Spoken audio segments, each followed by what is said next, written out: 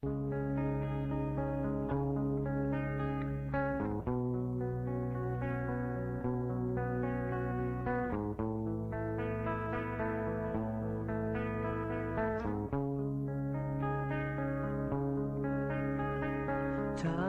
oh time, please won't you tell all the stories you know so well. Time, oh time, please won't you say the stories of yesterday right now. Time, oh time, oh time, oh time. Time, oh time. Time, oh time, please won't you tell all the stories you know so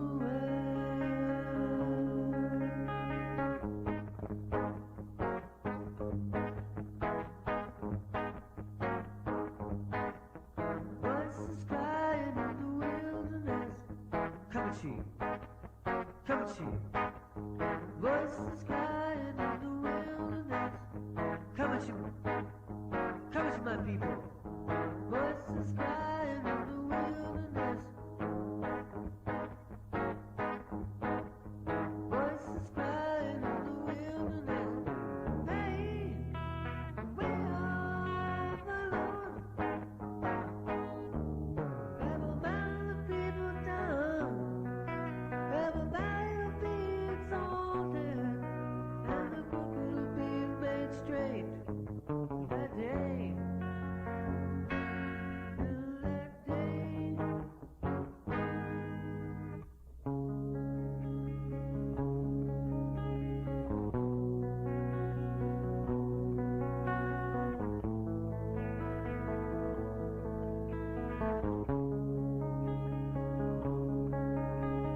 Time, oh time, please won't you tell me all the stories you know so well. Time, oh time, please won't you say the stars of yesterday right now. Time, oh time, oh time, oh time. Time, oh time. Time, oh time, please won't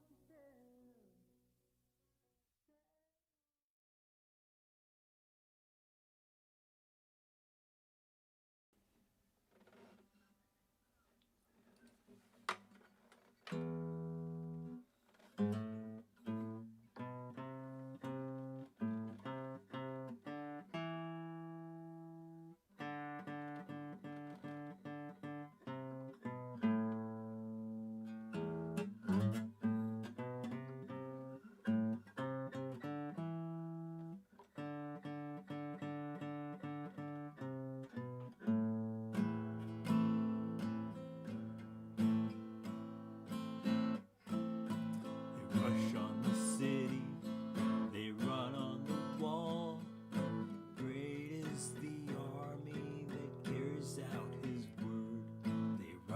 the city, they run on the wall.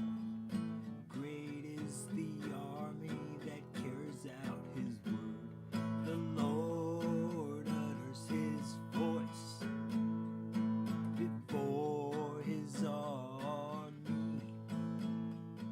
The Lord utters his voice before his army. Blow the trumpet in Zion, Zion. Sound the alarm in my holy mountain. Blow the trumpet in Zion, Zion. Sound the alarm. They rush on the city, they run on the wall. Great is the army that carries out his word. They rush on the city, they run on the wall. Great is the army that carries out his word. The Lord utters his voice before his army. The Lord utters his voice before his army. Blow the trumpet in Zion, Zion. Sound the alarm in my holy mountain. Blow the trumpet in Zion, Zion. Sound the alarm. Sound the alarm. Sound the alarm.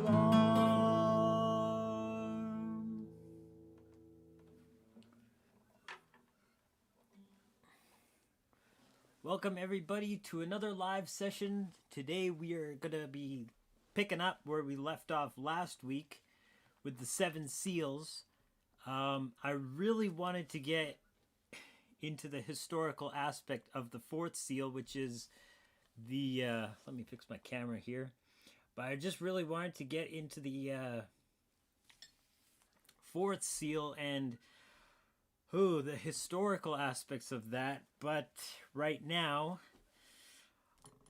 it's a lot of detail. It's a lot of detail. And I'm not going to be able to put it into just a quick live session. I want to really get that stuff outlined, organized, and make it into a very concise video so that it can be understood rather than me kind of humming and hawing as I'm putting my thoughts together on it. But it is really intense, and I will be doing that in the future. I just want to kind of keep this ball moving because we're talking about the apocalypse. We're talking about the unveiling.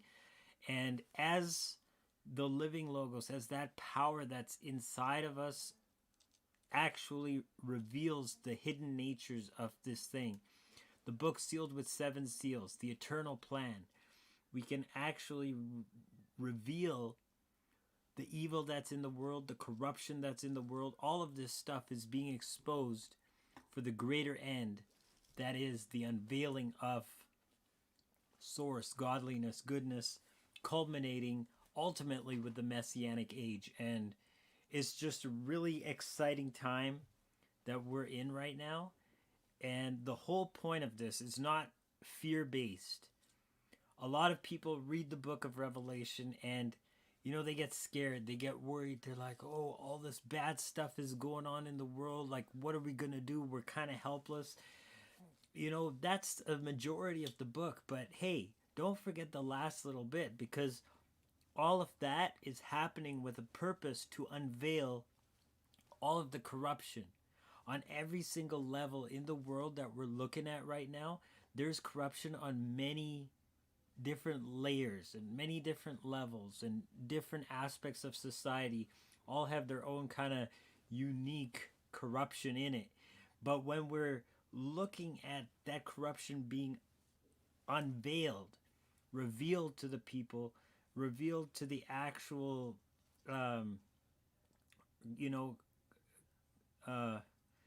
what I was gonna say, just call it a simulation, but whatever this physical time, space, dimension, reality is all about, when we unveil it for what it really is, the corruption can't exist in the light of pure source awareness, which we are vessels of as we're living out our lives. We all have that breath of Elohim inside of us. So that breath of Elohim is pure in itself. And when that nature is unveiled, again, all of that corruption just can't stand around. It can't continue on. It kind of just boils to the surface. Like when you're refining metal, you're refining gold, all that dross comes to the top, and it's just all come to the top so that at the end of the book it can be skimmed away and we can enter a new heaven and a new earth. That's what it's all about. And that's where we're headed, those of us that are tapped in and are actually manifesting the living logos, the Christ from within us. We are already on this page. We're already on that trajectory, and we're already moving forward into that final state of being. And the whole point of this process is to expose that. You know, a lot of churchgoers, a lot of people in churchianity, they're looking at the world around them. They look at all the circumstances, situations, the manipulation, the fear, the mind control, all of this stuff, and they're anticipating the mark of the beast. They're anticipating the end of the world, the tribulation, whatever it is. And a lot of people, like, yes, that's part of the unveiling. That's part of the unveiling to expose, you know, the elite, the cabal, all that kind of stuff. All that stuff. It's when that program reaches its fullness, it will manifest as the mark of the beast. But guess what? We that are tapped in, that are on the side of light, that are the salt of the earth, we're not supposed to be waiting for the Antichrist and anticipating that arrival. We're supposed to be anticipating the arrival of Christ, and that is our hope.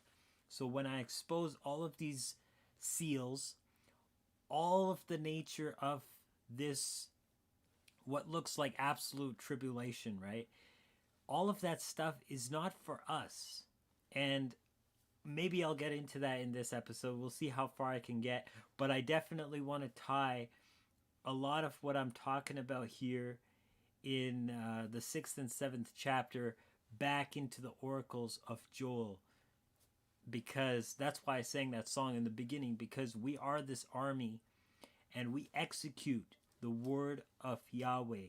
And that word is the eternal plan. That is, you know, this living logos. So, where we left off last time, we left off with the 4th seal, which, just give me 1 second. I'm going to get the scripture on the screen here.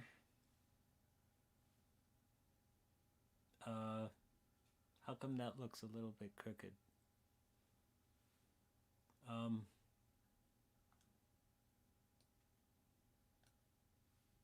Yeah, okay. Well, let us do this then. Nope. Nope, don't do that. You know what? It looks fine. It looks fine. I just have to, yeah, that's fine. That'll do. That'll do. So, sorry about that. Back to the text. So, we left off with the 4th seal. So, I'm just going to jump right into it. We're going to start reading here and talking about this 4th seal. Well, let's just read first. So, he says, "And when he had opened the 4th seal," this is the Lamb, "I heard the voice of the 4th beast say, 'Come and see.' And I looked, and behold, a pale horse." Now in Greek, that word pale, it's actually the word for green. Chloros. So keep that in mind. We'll come back to that. "And his name that sat on him was Death. And hell, or Hades in the Greek, followed with him. And power was given unto him over the 4th part of the earth, to kill with sword, and with hunger, and with death, and with the beasts of the earth." So we see right there, there's 4, 4, 4. The 4th horse, a power was given unto them over the 4th part of the earth, to kill with sword, with hunger, with death, and with the beasts of the earth. Now this represents the fourfold nature of the kingdom of darkness's plan. Every plan that the kingdom of darkness has is a fourfold plan. And I explained this, I think, in my last live session. I also did a video in the reasoning sessions about this, because the first goal of Source, you know what? Let me get to the verse that actually says that. And I'll put that up on the screen here in a second. Let's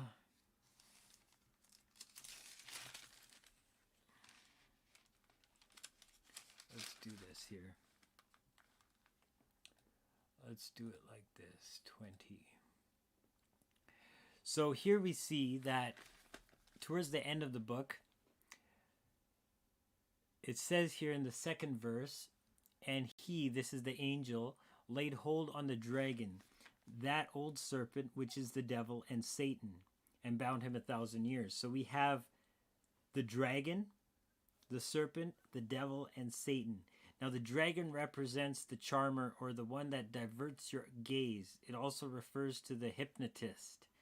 And that is all that it takes for the first phase of the attack, to change the way of the information you're receiving, to take it out of a source of truth or an anchor, and to move it into a place where you're distracted or you're receiving your information from something else.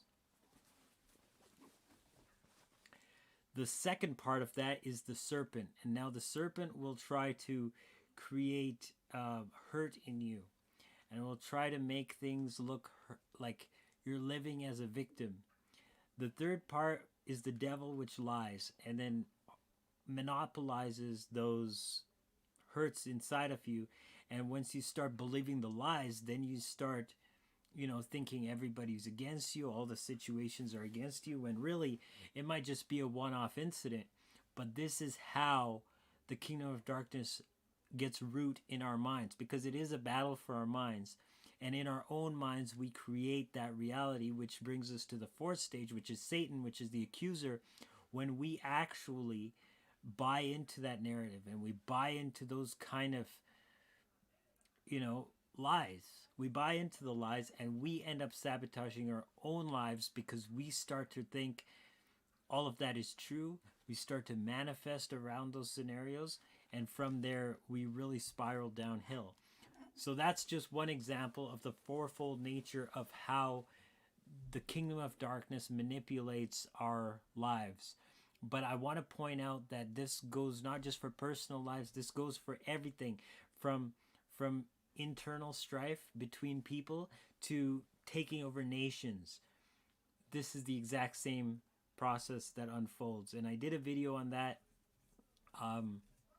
not too long ago, and it's literally called like the 4 stages of every attack of the kingdom of darkness. Let me see actually if I can get the right video for that. But in the meantime, let's just go back here to chapter 6. And so this is what we see here. This represents the fourth part of the earth, to kill with the sword, with hunger, with death, and with the beasts of the field. And that also follows that same fourfold pattern. Now, if you want to know what the fourfold pattern is in more depth, the name of the video is The 4 Stages of Every Evil Plot. The 4 stages of every evil plot, and it's got a serpent's eye or a dragon's eye as the thumbnail. So you can check that out if you like. I might put a link in the description if I remember. But that's basically it. And the 4 seals, now this is something that I do want to talk about. The 4 seals also follow this 4 stages of every attack of the kingdom of darkness. But I also want to point something out here. Now we're looking at a scroll that's written on both sides, sealed with 7 seals. Now a scroll is a piece of paper rolled up, right? Or parchment, vellum, whatever it is. And sealed with 7 seals. Now what does that symbolize when you think about it, right? You're looking at a spinal cord with 7 seals on it. When you open the first seal, it's a white horse. Oh, never mind. When you open the first seal, it's a white horse. Then the second seal is a red horse. The third seal is a black horse. And the fourth seal is this chloric horse. Chloros. I'll show you this in Greek so you know I'm not just making things up. Chloros It's also right here, chloros. And if you open the dictionary, shows you right here, green or yellowish pale. Now this refers to the fourfold stages of alchemy. You have in Latin,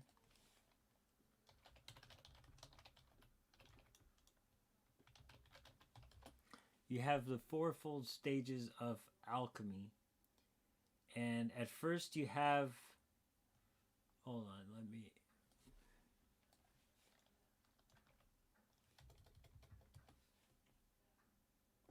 hold on a second.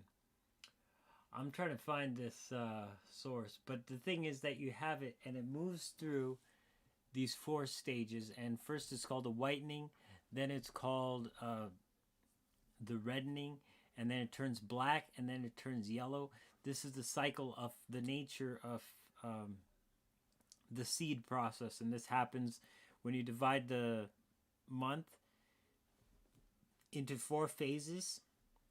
The body goes through this cycle every month, and if you respect that cycle, you can open your personal scroll, and that's what it refers to as the lamb. That the lamb is the only one that can open the scroll, and that lamb is the seed that's born in Bethlehem. But this is also one of the aspects that it's talking about here: the white, the red, the black, and the green or the yellow. And that refers to the alchemical process. And if I have just 1 second here, I'm going to try and pull this up.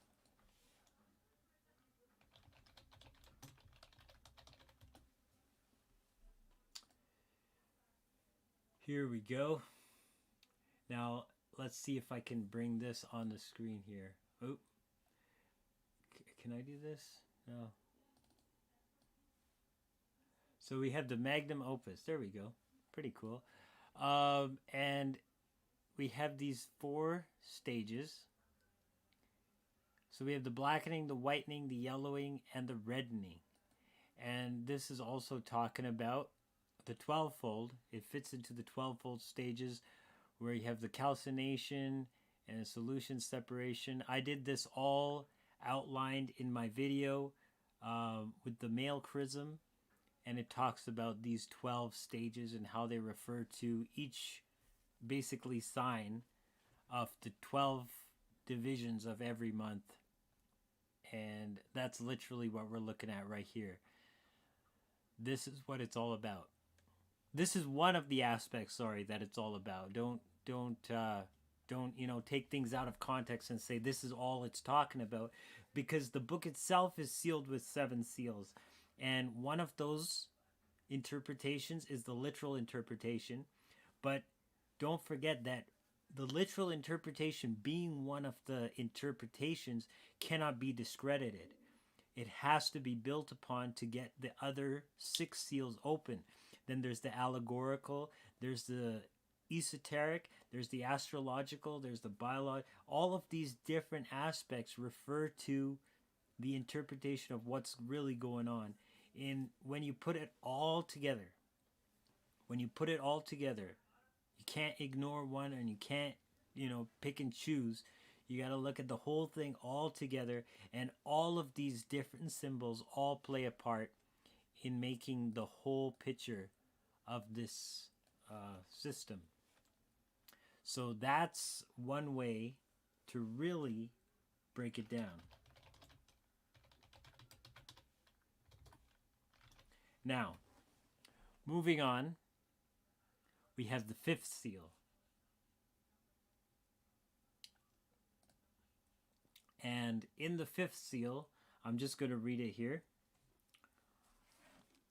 Actually, before I begin on the 5th seal, like I said, there's a lot of historical application to what these refer to. Like I said, the white horse not only refers to, the papacy, but, it being with a poison dart and the corona and all that stuff. It refers to, the guys in the white coats. yeah, it also has that application in our present day. Then we go to the second beast, or the second horse, which is red, the red horse, and we see that that red horse is also the flag of communism, but it also symbolizes the riots and civil disrest. And we can see that too. Then of course the third one, which is the ones dressed in black, now it's talking about famine, it's talking about economic control.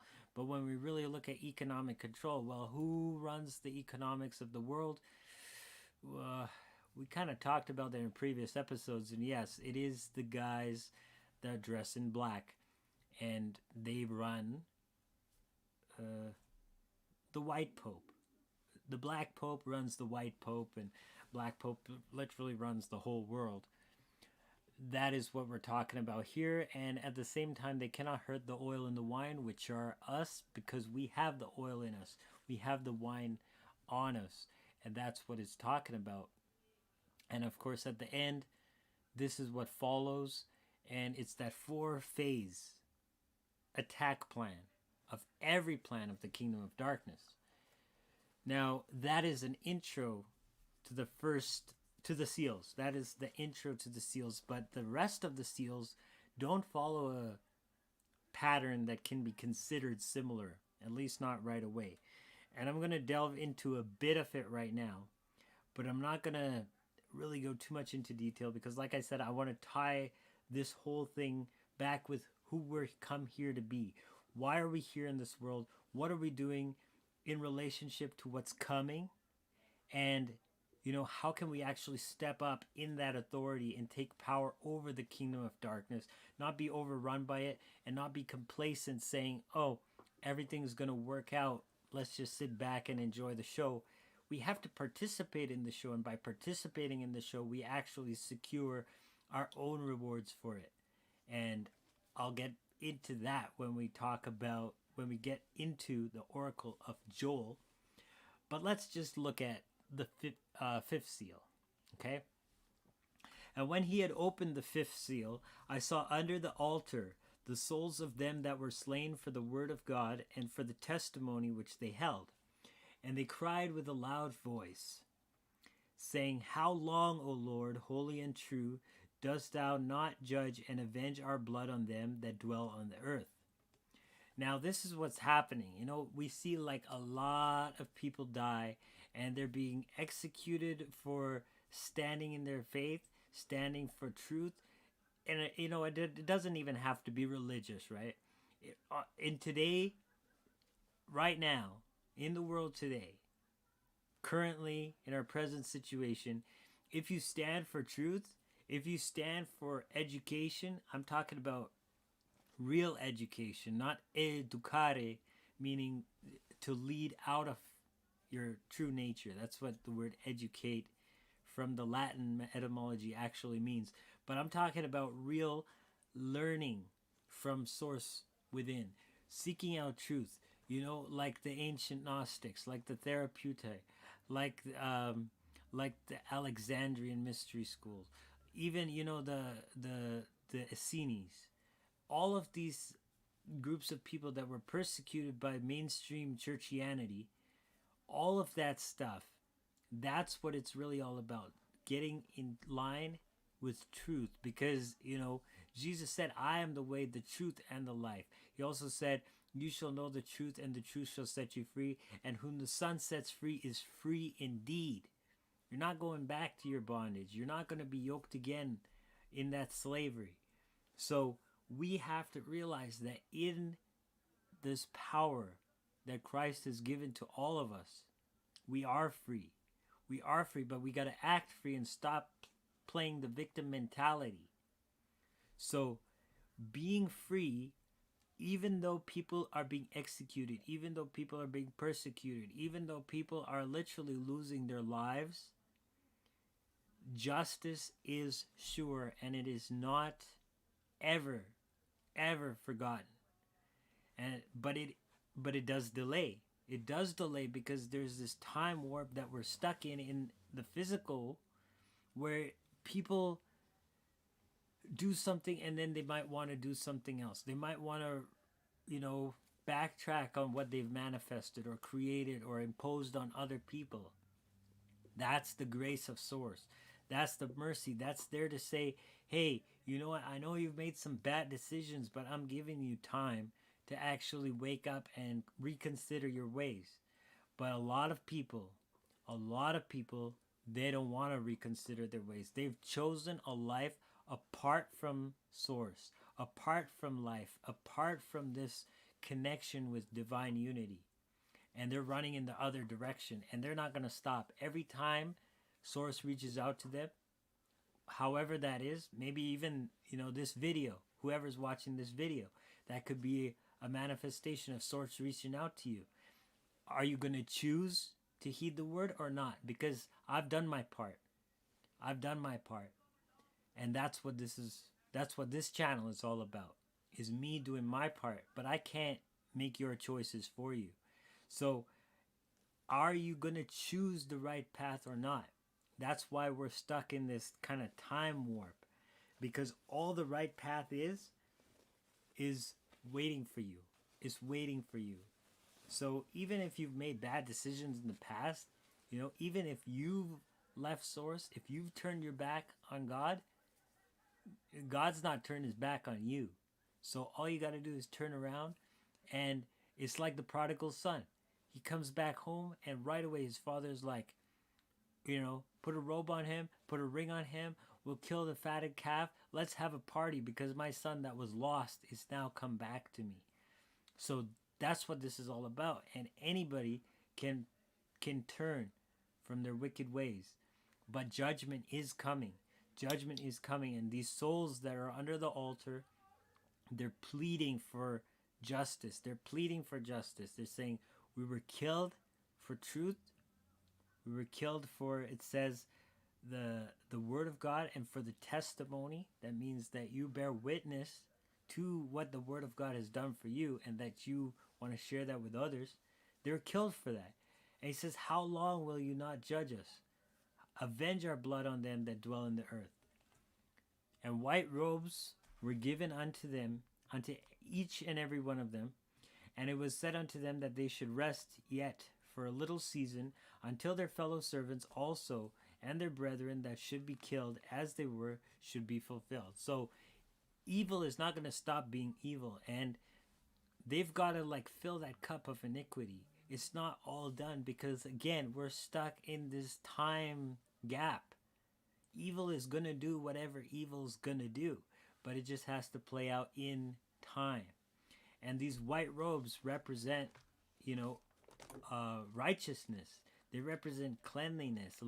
There's no contrast between who you are and who source is. So this also refers to the book of Daniel, where he says a few things here. Let's just read this one. Verse 10, many shall be purified and made white and tried. So we're made white through the refining fire that actually creates a better state of being, a state of character of our own lives. That character development is literally the only thing we can take with us once we, shed this flesh. That state of development is literally the only thing that we can take to the next dimensions, above this one. So when we really develop, each time making a better choice, each time learning, each time assimilating that growth, and call it to source to actually perfect that in us, because our egos will still keep falling short, because we're raised in this kind of, it's a shadow world where we're looking at shadows to fulfill ourselves, but we're not realizing the substance, and that substance is the cause. And when we have that in us, we can literally transcend. Unlike the wicked, where it says, the wicked shall do wickedly. They shall. It's not going to stop, because that's their nature. They're going to do it. But those of us that are actually interested in being refined, we will get refined. None of the wicked shall understand, but the wise shall understand. And so that's what these white robes actually refer to here. That's exactly what these white robes refer to. So, don't give up, because the situation looks hopeless. The situation looks a little bit, just like, what's going on? Why is this all going on this way?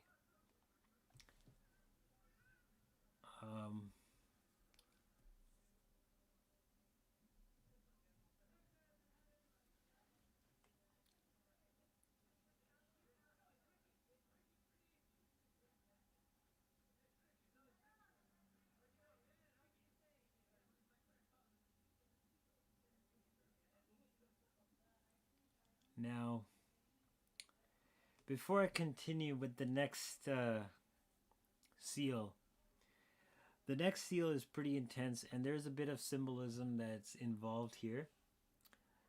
But we have to realize that it's talking about all levels, and this is an appropriate prediction of where society will be headed.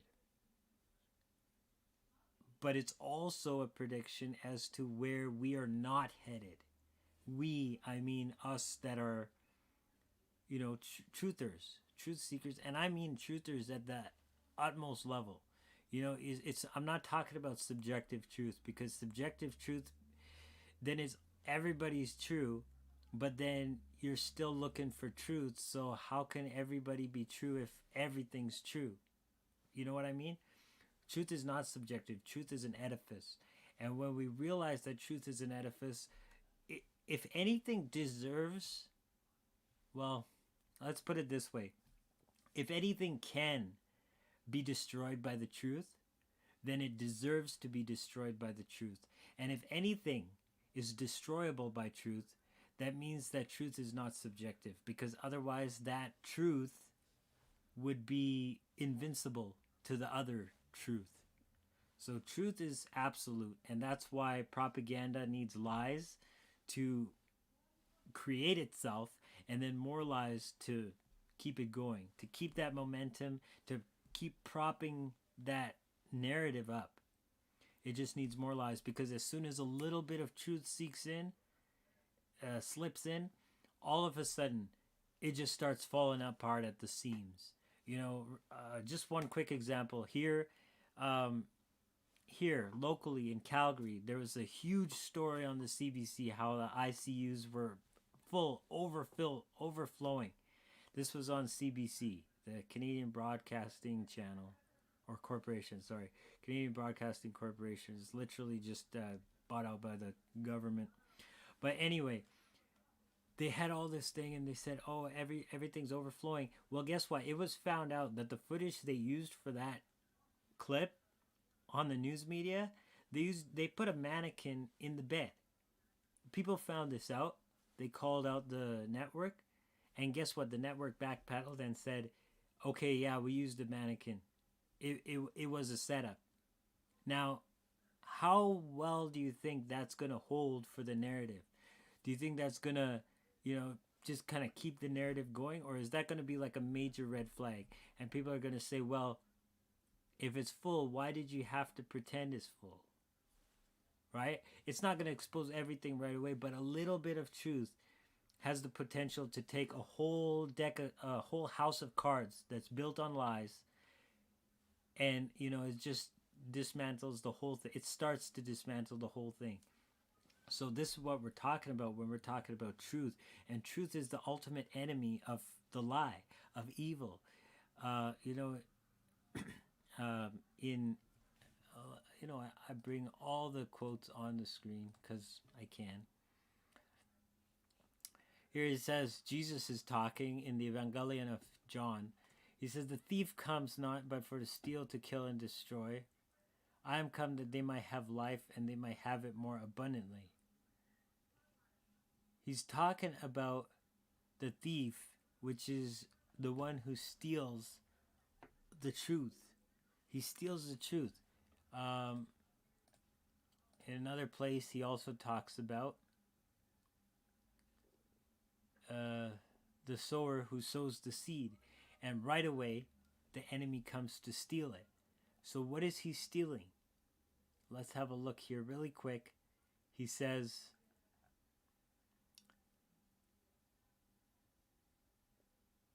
when anyone hears the word of the kingdom and understands it not, then comes the wicked one and catches away that which was sown in his heart. So he's talking right here, the word that was sown in somebody's heart, right away it's taken from them. And in the original parable, he says, when the farmer sowed, see, behold, the sower went forth to sow, and when he sowed, some seeds fell by the wayside, and the fowls came and devoured them up. That refers to the thief, and the thief is there to steal the truth, so that all you have is the lie. That's all you can base your foundation on. So we're talking about that right now, and right away, when the enemy comes in with a lie, we have to know to seek truth. And if it comes in as truth, if there's truth that comes in, we still seek truth. Because when you seek truth, you will find truth. And you will realize the truth for what it is. And then you'll see through the lie and realize the lie for what it is. So this is where society is heading. And this is where a lot of people, unfortunately, will find themselves in this terror, in this torment. And it's not going to be pretty, but it's not meant for us truth seekers. It's not meant for us truth seekers. And we're just getting started in the book of the Revelation. But there's so much more. There's so much more that's just saying the same thing. It's saying the same thing.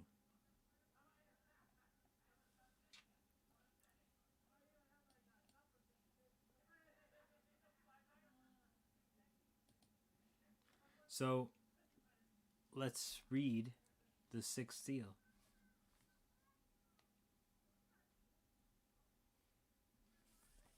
And I beheld when he had opened the sixth seal, and lo, there was a great earthquake, and the sun became black as sackcloth of hair, and the moon became as blood. And the stars of heaven fell unto the earth, even as a fig tree casts her untimely figs when she is shaken of a mighty wind. And the heaven departed as a scroll when it is rolled together, and every mountain and island were moved out of their places. And the kings of the earth, and the great men, and the rich men, and the chief captains, and the mighty men, and every bondman, and every free man hid themselves in the dens and in the rocks of the mountains, and said to the mountains and rocks, fall on us, and hide us from the face of him that sits on the throne, and from the wrath of the Lamb. For the great day of his wrath is come, and who shall be able to stand? Now that also ties back to the book of Joel, and also, many other oracles in the Hebrew scriptures, Zafunia, Isaiah, and Ezekiel, all of them, they tie back into the same idea of the day of the Lord, the day of Yahweh. And that's the day when all justice is literally retributed. And we're looking at that, but this is not even close to that day. It is a shadow of that day yet. But look at what's going on in that shadow. We see a great earthquake. The sun becomes black as sackcloth of hair. The moon became as blood. The stars of heaven fell from the sky. And everything is basically shaken up. The heaven departs as a scroll. And every mountain and island were moved out of their place. So literally all of physical nature kind of enters into this big melting down of what it is. That's just a metaphor, but as we can see, everything kind of flips and changes. It totally is overturned, but it's not yet done away with. It's not yet expired. But all of these are symbolic, because it's talking about the earth itself. It's talking about the luminaries, the sun, the moon, the stars. Now, when heaven itself is rolled up, that's talking about the firmament in which the sun, the moon, the stars all travel in. And because of that, we can see that the whole higher realm and the whole earthly realm, both the heavens and the earth, are basically transformed. Now, because physical reality has undergone this whole kind of exposure, revamping, upheaval, overturning. All of these words describe it. The nature itself has undergone this complete,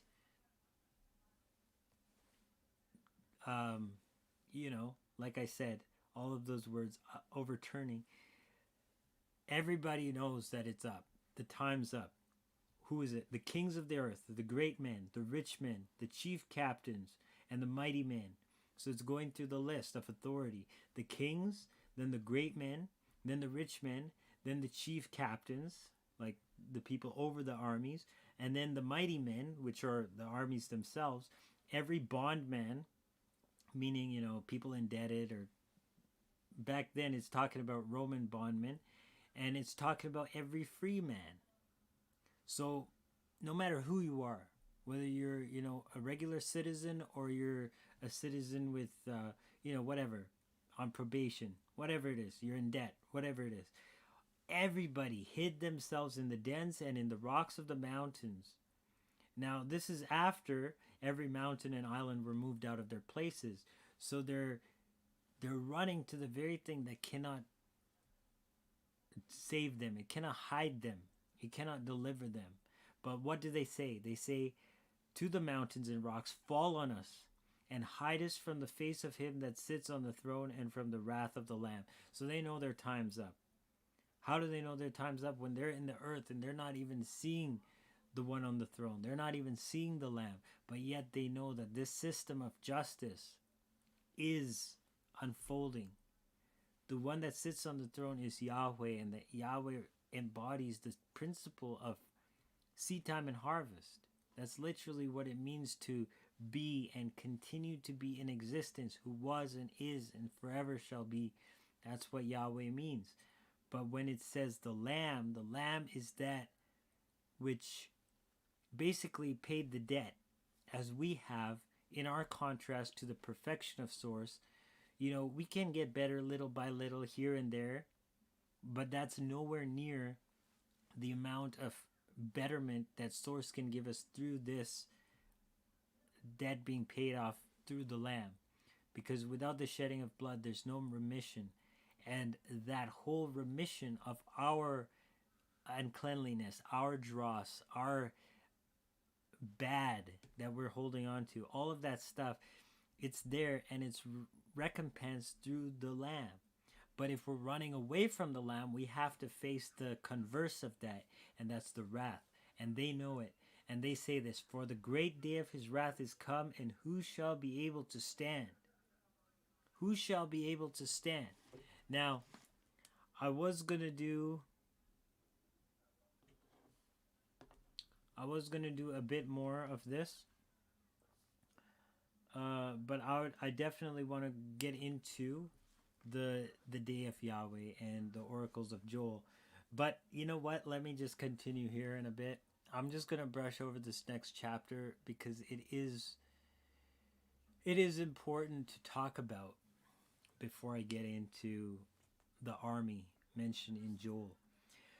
So after these things, I saw 4 angels standing on the 4 corners of the earth, holding the 4 winds of the earth, that the wind should not blow on the earth, nor on the sea, nor on any tree.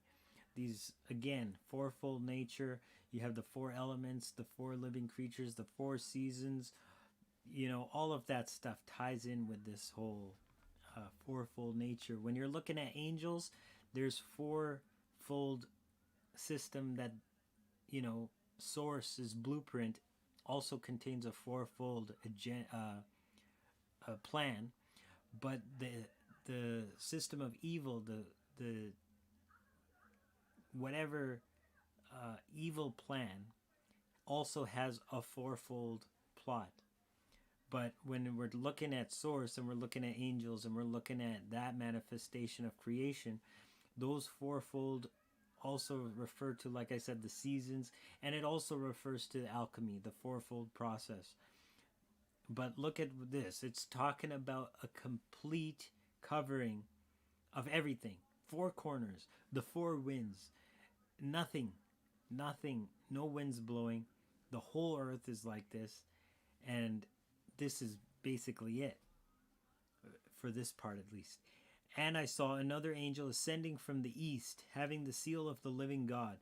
And he cried with a loud voice to the 4 angels to whom it was given to hurt the earth and the sea, saying, Hurt not the earth, neither the sea, nor the trees, till we have sealed the servants of our God in their foreheads. And I heard the number of them which were sealed, and there were sealed 144,000 of all the tribes of the children of Israel. And then it goes on to list how these are divided up. And it says, of the tribe of Judah were sealed 12,000. Then the tribe of Reuben, the tribe of Gad, all of these are 12,000. Asher 12,000. Naphtali 12,000. Manasseh 12,000. Simeon 12,000. Levi 12,000. Issachar 12,000. Zebulun 12,000. Joseph 12,000. And Benjamin 12,000. So altogether you have 144,000, and that refers to, of course, the 12-fold nature of the big clock in the sky, the natures, and the thousands, which are also the hosts. But this is very specific, because when we look at these tribes, if you don't know the actual tribes, there are a few peculiarities here. And first off, the tribe of Dan is nowhere to be seen. And we have to wonder, like, why is the tribe of Dan not here? Secondly, the tribe of Levi is, which usually the tribe of Levi would not be mentioned if it was a 12-fold nature, because when the children of Israel were given land in the Levant, in Canaan, Levi didn't have any specific territory except for cities scattered throughout the whole land in all the other 12 tribes. But why is Levi mentioned and Dan is not, when Dan actually had land? Well, how does this rectify itself? Because another thing it says here is Joseph. So Joseph represents 2 tribes, actually, Ephraim and Manasseh. Now, how come it mentions Manasseh as well? You see here? Oh, sorry guys, I didn't scroll down. But yes, it mentions Manasseh here. It mentions Joseph here. But Joseph includes Manasseh. So what is that saying? Well, it's giving us a list of 12 tribes, but it's not giving us the names of 2 of those tribes. And the first one of that is Dan. The second one of that is Manasseh, and Ephraim, sorry. And the only time that actually kind of parallels is when we look at the judges, the time of the judges, and when Manasseh and, I'm getting mixed up here. The time of the judges when Ephraim was actually a source of idolatry, and this is actually throughout the whole period of the kings, and also Dan. So it's talking about a time when people are basically apostate, and they're not following source, but outside of this trend, a select few, a remnant, are taken, and those are the ones to actually rise to the top and actually be this army. Let's check it out. Continue on. After this, I beheld, and lo, a great multitude which no man could number, of all nations and kindreds and people and tongues, stood before the throne and before the Lamb, clothed with white robes and palms in their hands. So this is it's not just these 144,000. It says a great multitude which no man could number, on top of those 144,000 which had been numbered. But they come from all nations, all kindreds, all people, and all tongues. And we're wondering, like, wait a minute, is this because they believe the Bible? But how could they believe the Bible when it says every people, every kindred, is basically like every tribe? And you know as well as I do, there have been tribes in history that never even heard what churchianity is professing. So how can they be clothed with white robes, standing before the throne and before the Lamb with palms in their hands? How can that be? Well, really quick here.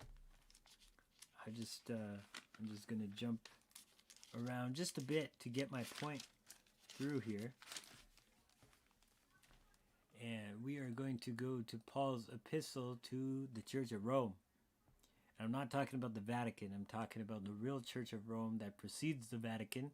He says, "For the invisible things of him from the creation of the world are clearly seen, being understood by the things that are made, even his eternal power and Godhead, so that they are without excuse." So we can see the manifest grandeur of Source in, in creation, in what is. Like, that's basically like saying nothing could have accidented this. So that's what he's talking about. Like, all people, when they really tap into Source within them, Source will reveal Source to them, however that is. And if they really seek beyond all of it, and they're like, Source, I'm not going through the institutions, I just want to know in my heart who you are. That's what it's talking about. And that's it. Who are we to judge? Because it says right here, all nations, all kindreds, all people, all tongues. And they cried with a loud voice, saying, "Salvation to our God, which sits upon the throne, and unto the Lamb." Right here.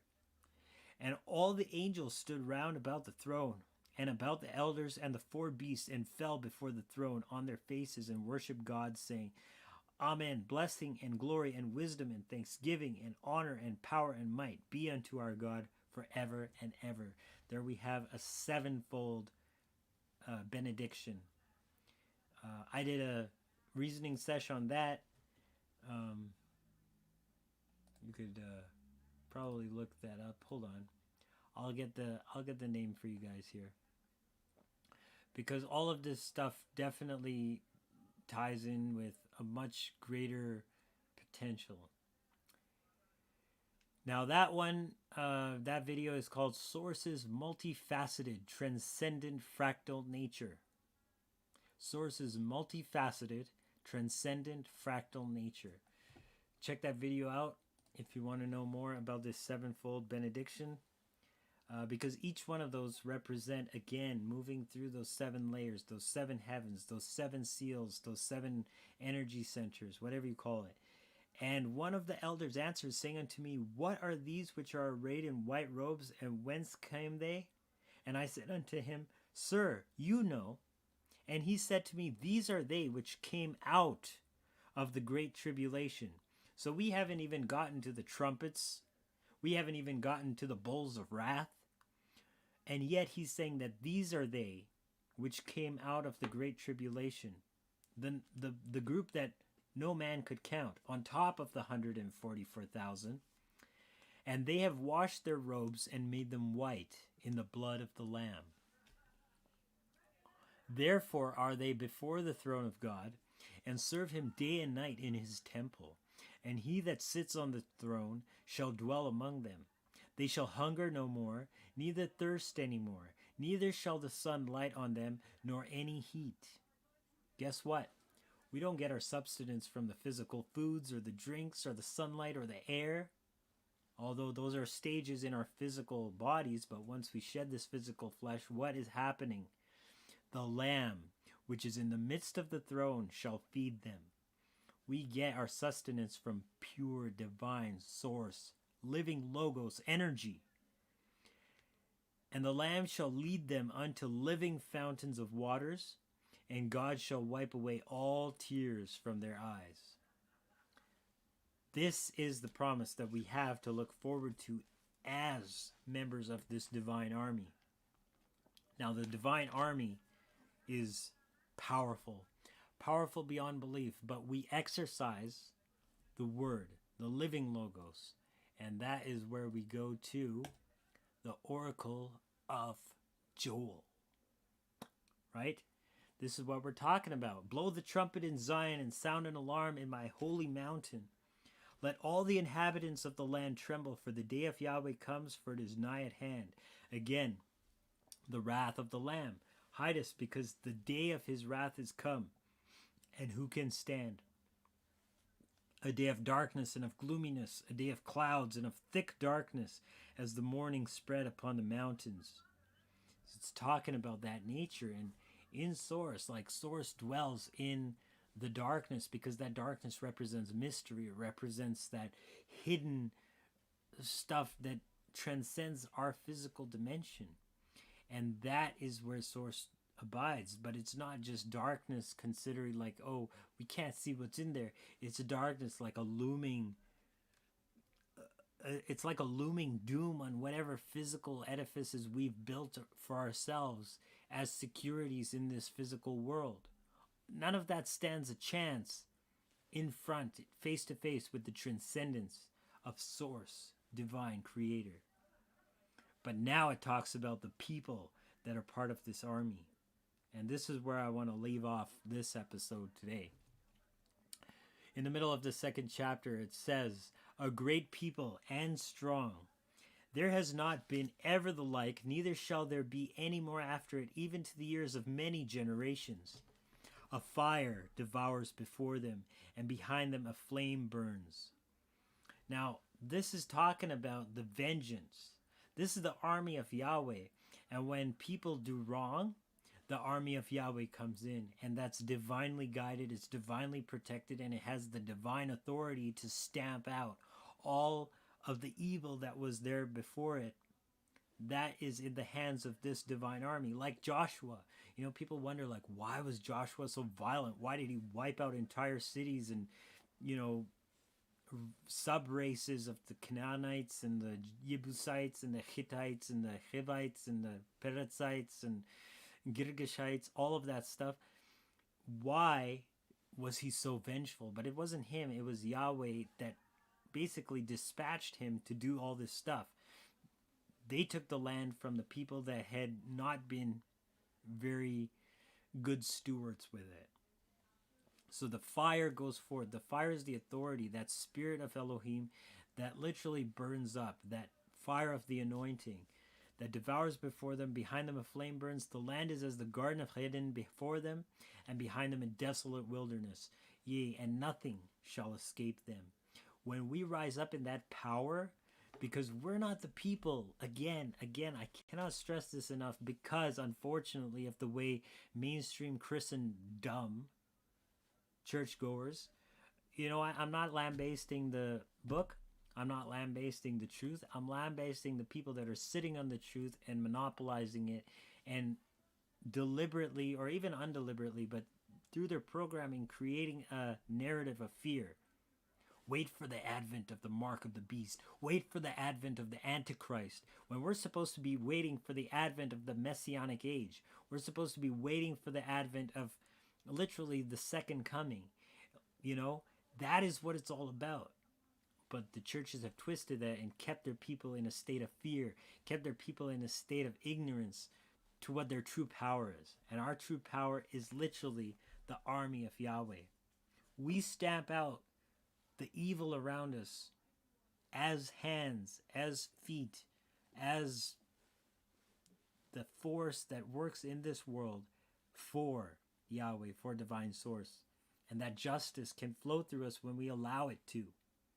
If we're the ones judging and we're saying, oh, I'm going to retaliate against you because you did this, or, you know, you shouldn't have done that so-and-so thing to so-and-so person so many years ago, whatever it is, we're judging you, we're finding you guilty, and the source will work through people, but we have to allow that to flow through us instead of our egos deciding what's right and wrong. Because, like the Mishle says, you know, you can do right in your own eyes. There's a way that seems right to a man, but the end thereof is death.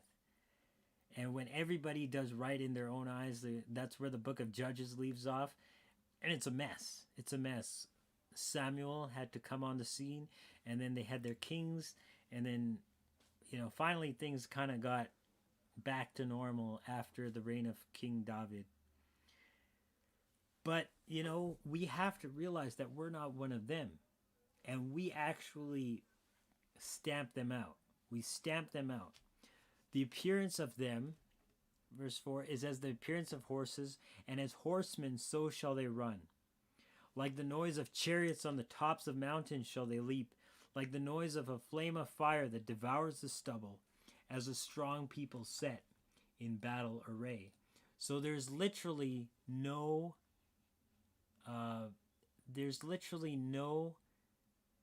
way to escape when we step into our full potential.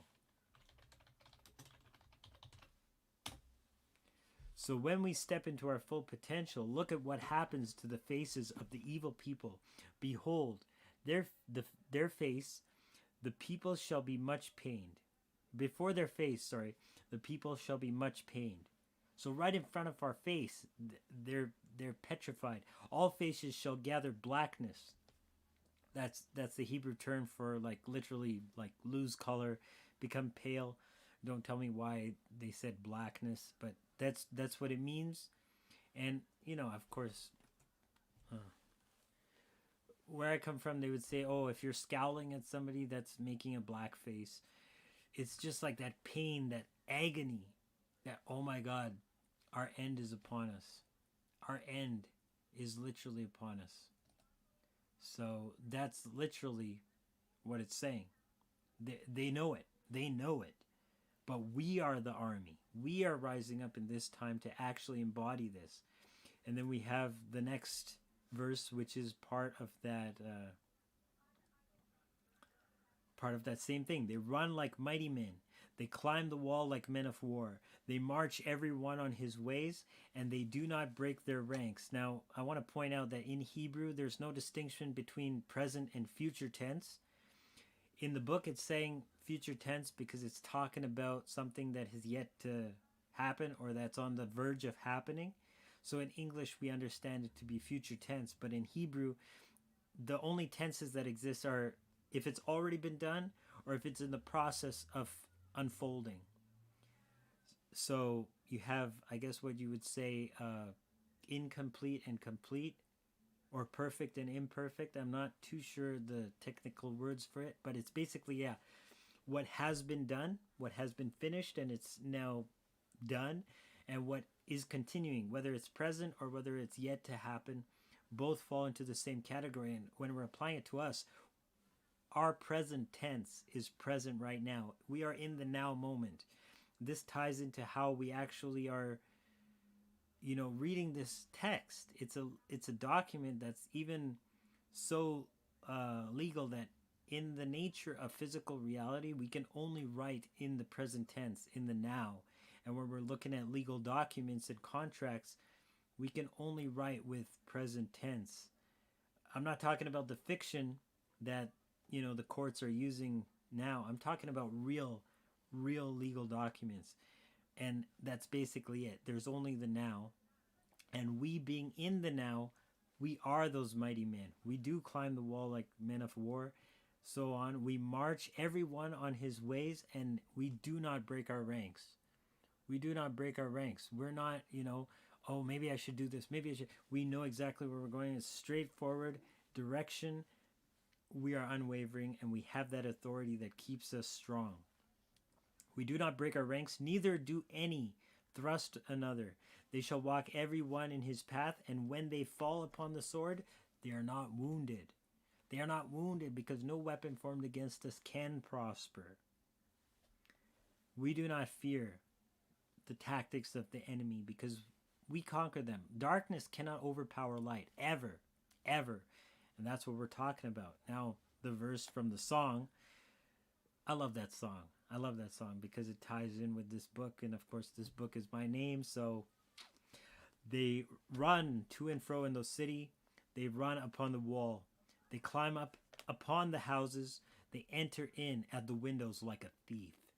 The earth shall quake before them. The heavens tremble. The sun and the moon shall be dark, and the stars shall withdraw their shining. There again, we have the sun and the moon and the stars. It's almost like that sixth seal, talking about it again. The day of Yahweh. Yahweh shall utter his voice before his army, for his camp is very great. For he is strong that executes his word. For the day of Yahweh is great and very terrible, and who can abide it? Again, we're talking quote directly from the book of Revelation, for the great day of his wrath is come, and who shall be able to stand? If we also look in the Oracle of Zafunia, it says exactly the same thing. Hold on, let me pull that up. Exactly the same. It's almost word for word.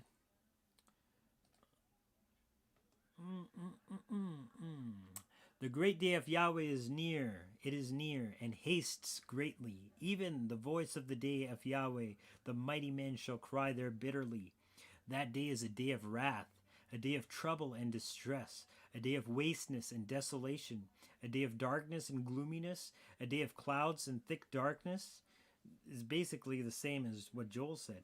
A day of the trumpet and alarm against the fenced cities and against the high towers. So we're looking at every edifice that the evil kingdom has set up, guys. Every edifice that has come, judgment in that day of Yahweh it's inevitable, it's coming, but we are the vessels to bring it to pass. We are that army, that great and mighty army that executes the word of Yahweh. And that word of Yahweh is, thus saith the Lord, judgment. Judgment is only pronounced on people that deserve judgment. And if you're tapped in with the light, if you're manifesting from the light, if you have living logos, Christ Jesus living inside of you and bringing that power to the surface in your life, what wrath is there to experience? What wrath is there to experience? If you sin, if you know you backtrack or you do whatever, backslide, you repent for that, you come back. You come back like the prodigal son. There is no wrath for you, but the wrath is there for the people that have literally turned and hightailed it the other way. Hightailed it the other way. But we are not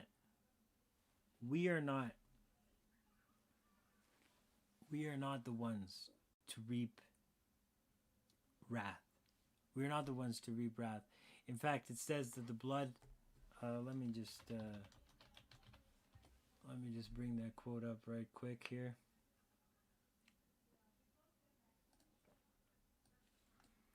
We have in Romans 5:9, it says, much more than being now justified by his blood, we shall be saved from wrath through him. It's not for us, it's for them.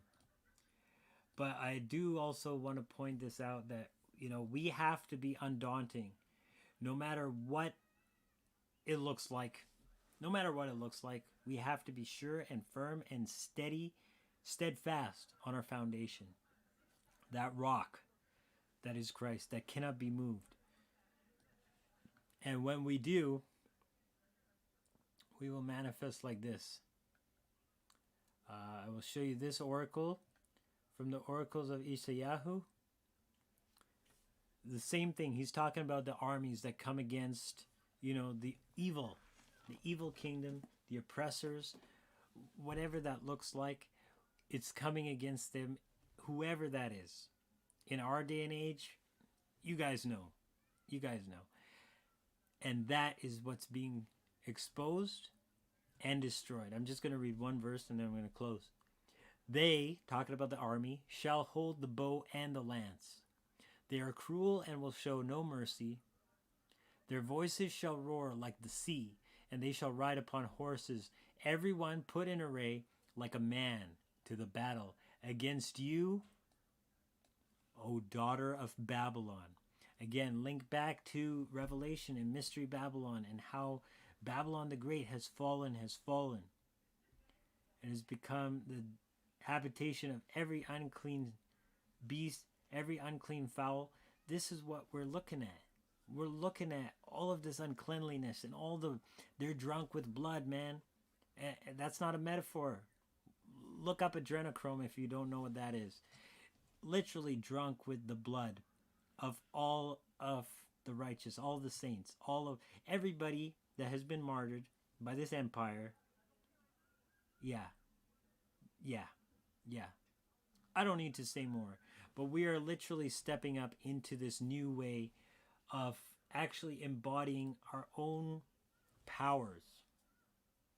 Actually embodying our own powers in this world and literally manifesting something even greater than what we've been programmed to receive. Because our potential far surpasses what we've been programmed to accept. It's way beyond any of that. But we have to receive it. We have to receive it. We can't just be complacent and say, it's going to unfold one way or the other. Yeah, I'm just visualizing. That's good enough. Well, when you visualize, you got to become that person you're visualizing yourself as, and then you got to act it out. That's the only way to build on that visualization. Otherwise, you know what? Forget it. Forget it. Don't even bother. Don't even bother. So we step up, we actually manifest, and we are the army that literally obliterates the kingdom of darkness. And it's happening right now. People are already standing up. People are already creating momentum.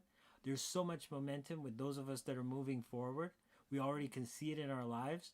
We're seeing doors open that, you know, they tried to slam in our faces. We're seeing ourselves communicate and network with people that, you know, we didn't even imagine we'd be dealing with. We're starting to see the potentials of a new world unfolding after this whole scenario is exposed and dealt with. We're starting to see all of this come to the surface. And as we do, man, we're literally entering a new state of being. We're literally entering a new state of being. So don't be dismayed. Don't be let down. Don't think for 1 minute that it's hopeless, because Source has got this. And if you tap into Source, you can got this too. So I just decree blessings over all of you, my friends. I just say that no matter what happens, you know, when you're tapped into Source, Source always tells you the way out. Source always tells you the way out. Even if you're trapped, even if you're completely oppressed, completely brought down, completely without anything. You can't do anything. You can't look here. You can't look there. Everything's falling apart.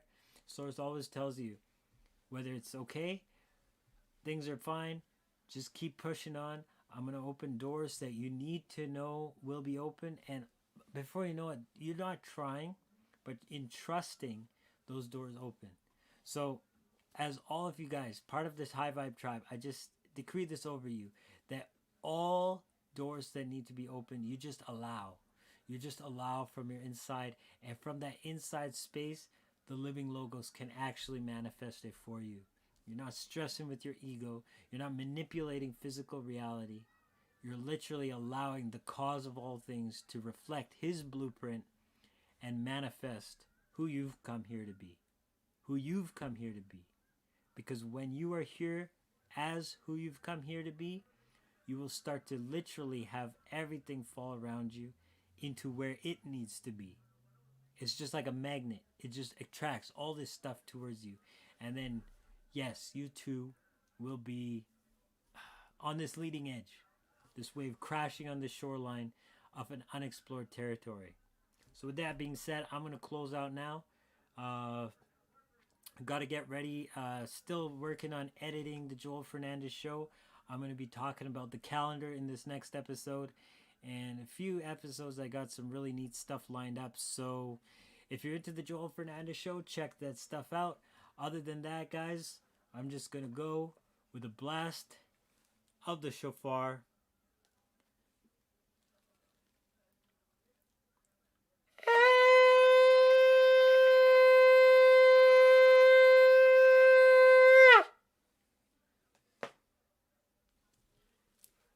Shalom, shalom.